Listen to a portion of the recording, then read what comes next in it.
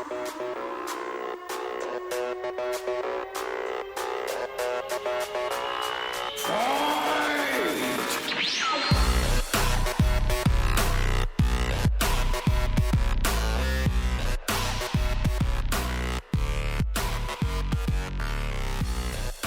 up, guys? This is Corey. Welcome to the show for the ones ready to break the cycle of a fear-based mentality and embrace the extraordinary journey of choosing faith over fear.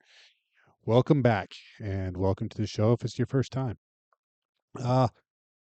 So today I'm going to talk about something that I implement in my everyday life because that's what the show is, right?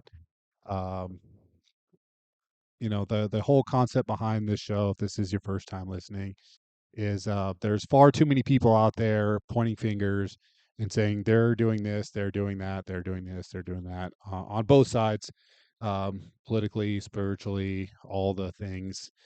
Um, and there's not enough voices that are giving solutions. So that's what I intend to do on a regular basis is try to insert solutions into this world where everyone is pointing out problems. It's just like a bad review at a restaurant, man. You'll get one good review to every 500 bad reviews, but overall, if your business is good, it'll succeed. And if you're getting all those bad reviews, it's probably because a lot of people are going. But like I said, there's not enough voices preaching a positive, good message. I personally have gone through a lot of things in my life that helped me develop my character and um, really all things about me. And in my small circles, when I talk to people about things that I've gone through, it gives them a little bit of a glimpse into my life and the types of things that have inspired me, and it inspires them to change their life a little bit. So, if I could touch two or three more people through, the internet, the interweb, and doing this podcast, I think um, there's worthwhile doing it. So today, I want to talk about something. It's a term that I'm ripping from Andy Frisella, but it's a term that I do use before I knew that he used it. His phrase is personal excellence is the ultimate rebellion because we're living in a time where they want you weak, they want you fat, they want you stupid, they want you all the things that we were they want you all the things, right? They want you dependent on the system. They want you sick, unhealthy, and constantly at each other's throats. So personal excellence right now is the ultimate rebellion, just like he says. I never use the context the ultimate rebellion, but I always strive for personal excellence. You know, uh, Even back in the time when I was training MMA, I did a few interviews of going over, your opponents and stuff. And now trash talking has become like super popular, and even the nice guys do it. But I never did it because it wasn't about them, right? Like I would go in there, I would either do the job or they'd do the job. It had nothing to do with personal feelings. It was about, did I train enough for it? Did I put enough of my time, effort, blood, sweat, and tears into what I was doing? Or did he?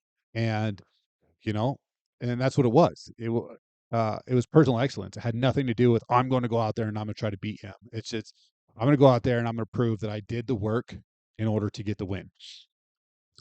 So, but I like the way he says it and frames it because right now we're taught to be, of needing something. So personal excellence right now is a rebellion. And I think he hits the nail right on the head when he talks about we don't need a violent revolution. We need a culture revolution. And I want to do my part in bringing a voice to that culture revolution, and that talking about personal excellence. And one of the things that I do, I break down my personal excellence into three parts. That's discipline, consistency, and accountability. I've made a couple of posts on the Instagram about it, but I wanted to go a little bit deeper into it. Like striving for greatness is a necessity. Um, We've all done it. We've That's been our culture, and not, race culture. I'm talking about human culture is striving for that next big thing, right? Like whether it be locally or globally, we're always trying to strive for more. Some more than others, but that gets to a different realm. But at the core of this journey lies the indomitable spirit to channel uh, consistency, discipline, consistency, and accountability um, effectively. So today we're going to talk about it. So the foundation of discipline is it serves as a bedrock, which monumental achievements are constructed. Like you can't, you cannot do anything without some form of discipline. And what discipline is to me is what I used to, I still do, is what I teach my kids. Is doing the things that need to be done in order to do the things you want to do. We it we can't be creatures of satisfaction, and we become instant gratified people because we can reach out and touch somebody in an instant, and we can Instacart something and Amazon something, and you know uh boom, it's satisfied. But we also do that with or professional, as well as like athletic and professional goals. Like we expect, our expectations are huge, but our work ethic does not meet our expectations.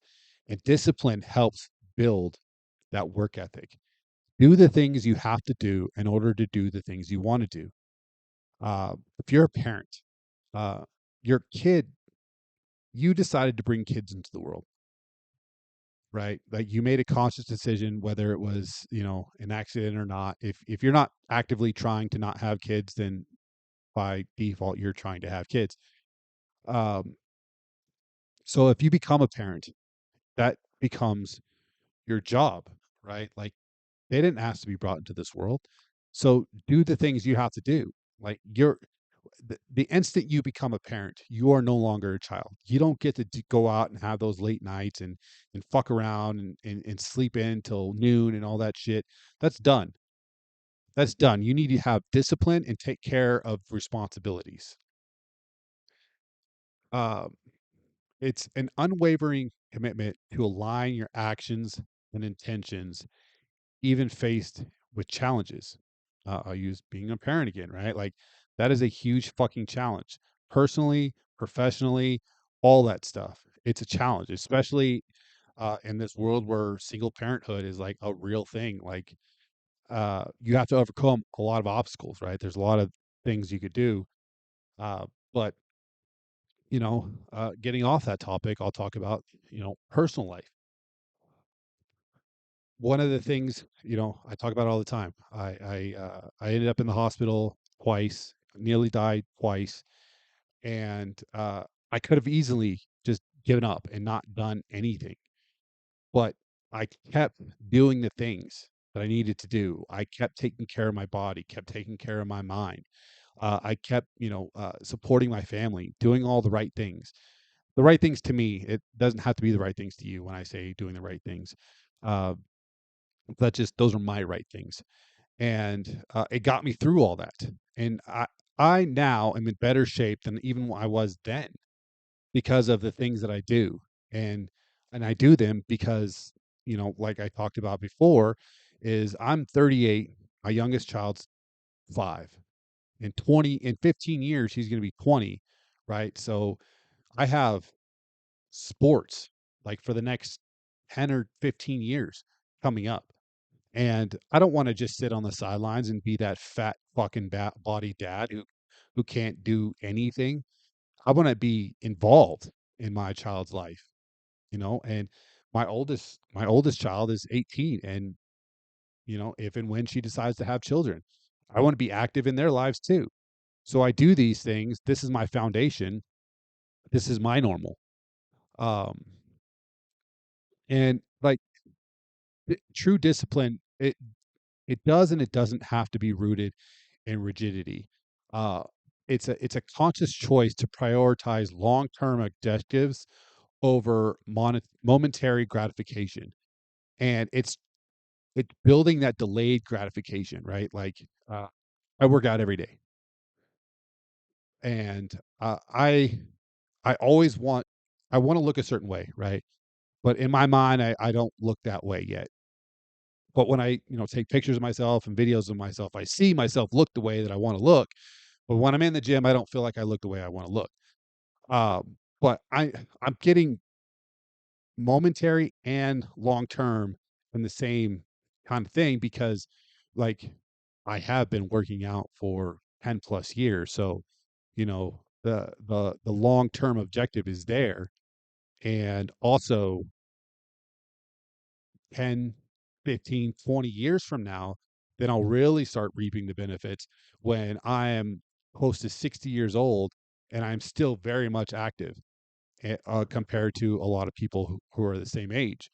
But by embracing discipline, you fortify your mental, emotional, and mental. I said mental, sorry, mental and emotional resilience, uh, and it helps you get through adversities.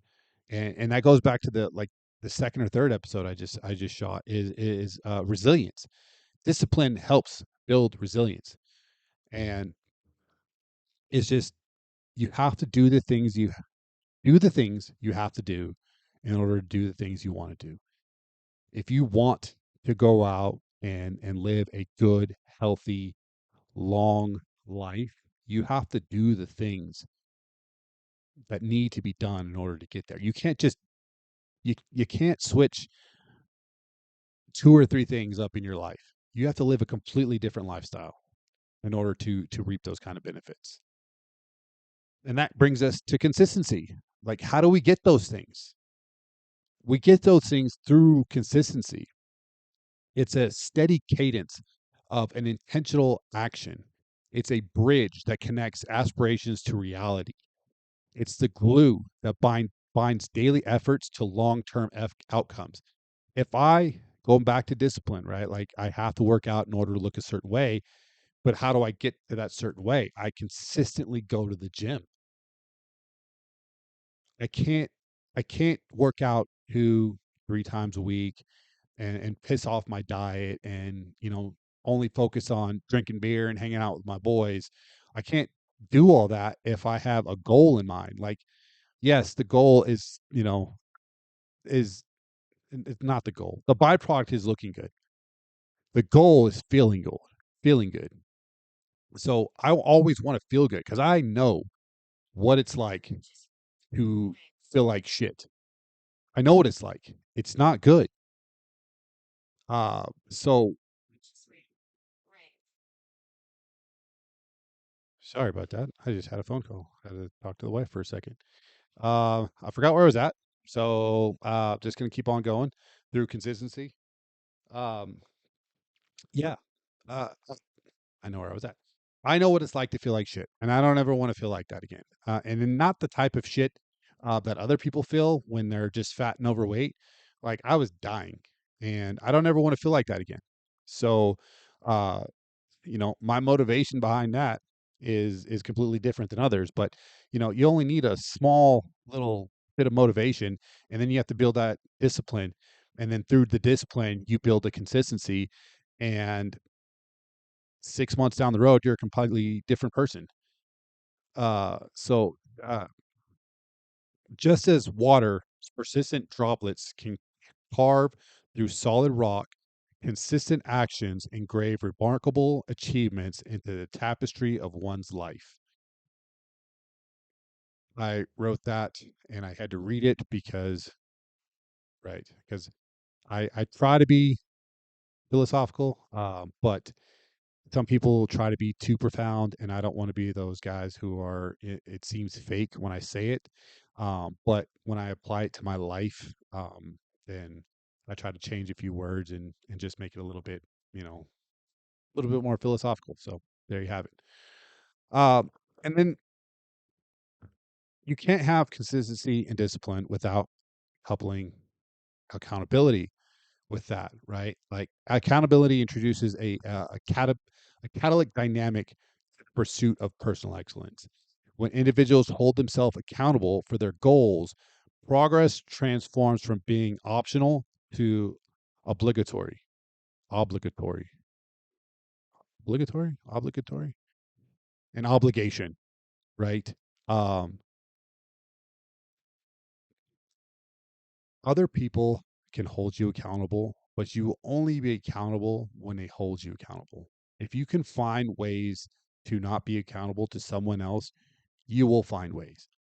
Um, you cannot have accountability without having some form of integrity because you can and will always lie to yourself. You can and will always lie to other people. Uh, but if you're like me and you get inside your head and you're laying there and your alarm goes off at 5 o'clock in the morning and you tell yourself, get up, get up, get up, get up. I can't mark this off if you don't get up. And then when we don't mark it off, we're going to feel like shit all day long. These are the thoughts that go from in my head from 5 to 5:15 because like everyone likes to hit the snooze, right? So, some people go back to sleep. I lay in bed with my eyes open and tell myself all the things that I can do in that day if I get up right now. Right. Then I get up and I get all those things done. And then I'm done by, 3 or 4 o'clock in the afternoon. And then I sit down and I have time to prep for things like this or, work on, well, I guess I include that in my day, but work on, the other brands. So, and I don't want to feel rushed while I'm doing it because when you rush your work, it turns out just like shit. So you got to give yourself enough time to do these things. But the act of being accountable or answerable to yourself generates an intrinsic motivation that propels forward momentum. Again, my thing is you're not going to get shit done today. Like, and I like to get shit done. And I like to get shit done because it's kind of always what I've done. Even in school, like I got all my homework done before I ever got home from school. I was able to listen to the lecture, and do the homework at the same time.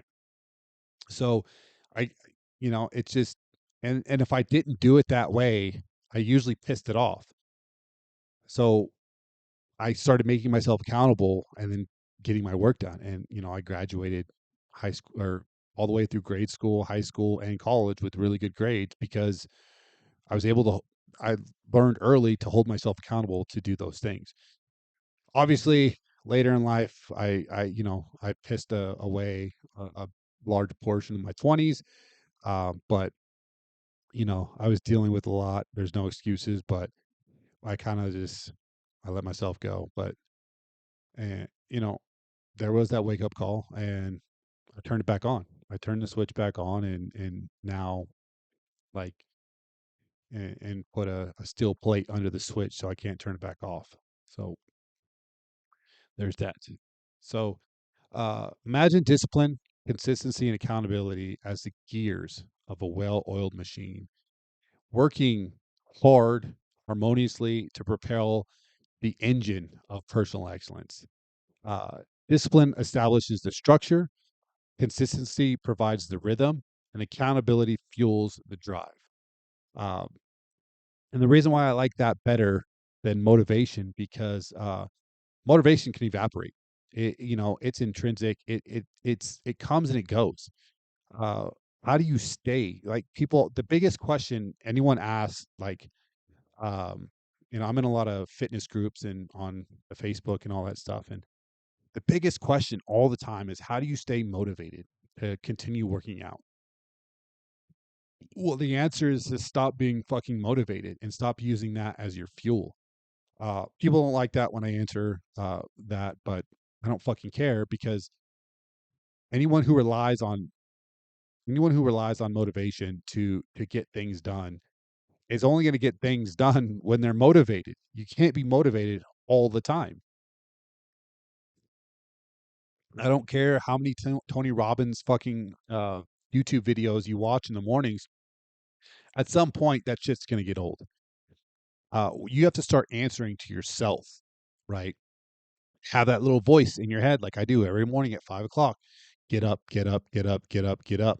Like, and, and I'm such a I'm so neurotic about it that like Samantha like yells at me like, dude, just fucking stay in bed, bro. Like, take an hour, sleep in, lay down with Bodie, fucking chill.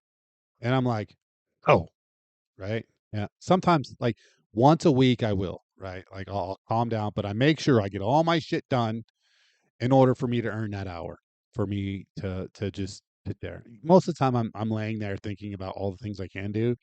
But I won't tell Samantha that. So there you go. So navigating the challenges with discipline, consistency, and accountability. The framework offers I'd say a comprehensive approach to overcoming obstacles on the path to personal excellence. When faced with setbacks, revisit your commitment to discipline. Right, like ensure your actions align with your overarching objectives. Like, are your goals lining up? And that goes back to someone asked me one time. I told them about this concept, and they said that you should add reevaluate, right? Because you should always be reevaluating. And I said no. I said no. It's just this is discipline, consistency, and accountability, right? Like, and it's implied to reevaluate because that's just something you should do at all times. Like, is reevaluate. Like, am I hitting these objectives? And then you have to go back to SMART goals, right? Like, uh, what is that? I always forget what the dang acronym means. Let me look it up real quick.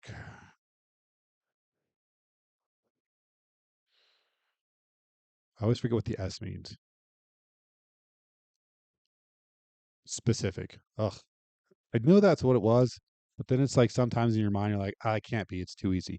Anyway, specific, right? Like, is the goal specific? Is it measurable? Is it achievable? Is it relevant? Can it be time based? Right? Like, these are all the things I go into when I'm talking about my bliss discipline in my active recruiting or active goals, right? Like, uh, but you have to align your goals and your objectives with your discipline and your consistency and your accountability and all that.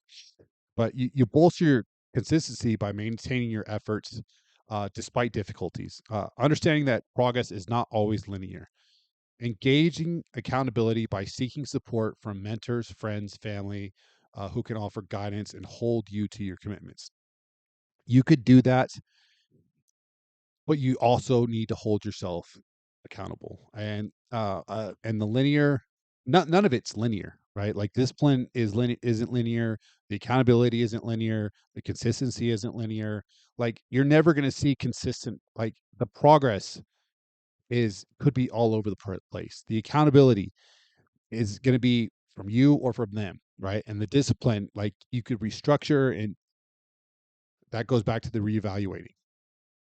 So, but achieving the personal excellent necessitates a mind that thrives on growth. Like, you have to be focused on growing, like mentally, physically, emotionally, spiritually. Like, you have to. It thrives on growth, resilience, and continuous learning. Uh, I'm learning as I'm doing this podcast, right? Like, I'm researching these things and being able to talk and get my thoughts out. It helps even me be more disciplined, more consistent, more accountability. This is the ninth show in about 3 weeks that I'm making. So, it's just, you know, DCA, discipline, consistency, accountability. You got to embrace the challenges as opportunities for growth. Viewing failures as a stepping stone towards success. And I say failures, but when say failures, I'm meaning lessons. Like, you have to view all those as lessons.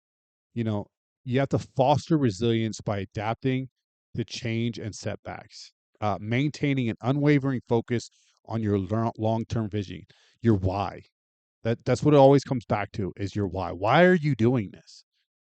I'm doing this because in 20 years, I want to be able to hang out with my 25-year-old son who's going to be an athlete his mom's athletic, I'm athletic, he's athletic now, so what doesn't matter what he does. I'm saying, like, he could be working a desk job, I don't care. But, there's going to be some form of, he loves going to gymnastics right now. We're putting him through swim class. Like, he loves going to the trampoline park, so he's very active. He's going to be 25 in 20 years. He's probably still going to be very active because that's the lifestyle we live, right? I still want to be able to do that with him. If we want to go out and shoot golf and I'm 60 and he's 25, I should be able to do that. And that's my why. And, by the time he's 25, my other daughter will be my age right now. And, well, again, she may or may not have kids, but I want to be active with them too. So my why is just, you can't, my why is bulletproof, because my why doesn't involve me. It does involve me, but it involves me being there for, my youngest son, and, the theoretical grandchildren from my other two kids. So you can't beat that. So in this pursuit of personal excellence, the journey is transformative. By embodying the discipline, consistency, and accountability, you unlock a dormant potential within yourself. As you uphold these virtues or pillars or whatever you want to call them, you elevate not only your personal endeavors but also inspire those around you to strive for greatness. And I talked about that in the Dunbars episode. You have to start small, right? You cannot force change on a global level. You can only force change on a micro level. And the microest of micro levels is you. And then it grows to your family, then it grows to your extended family, then it grows to your network, then it grows to your community, then it grows to your city. And from there, you can make global change, but you have to start with yourself. It's not a Personal excellence is not a solitary endeavor. It's a ripple effect that emanates from your actions to positively impact the world. You can change the world by striving for personal excellence. And that's all I got. So thanks for listening. And sorry that one went a little bit long, but I'm a little bit more passionate about that one. So yeah, thanks for listening, and I'll see you on the next one.